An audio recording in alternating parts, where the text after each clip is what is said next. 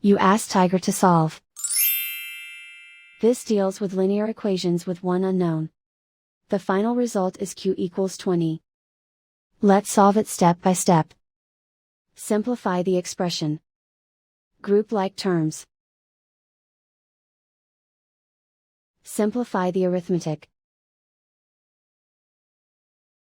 Group all q terms on the left side of the equation.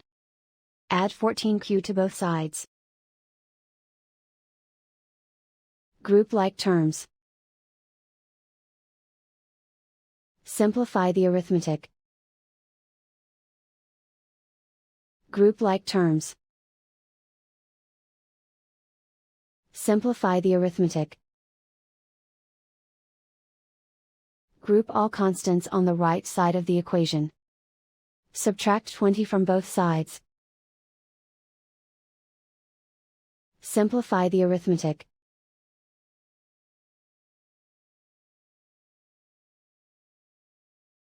Isolate the q. Divide both sides by -2. Cancel out the negatives. Simplify the fraction. Cancel out the negatives. Find the greatest common factor of the numerator and denominator. Factor out and cancel the greatest common factor.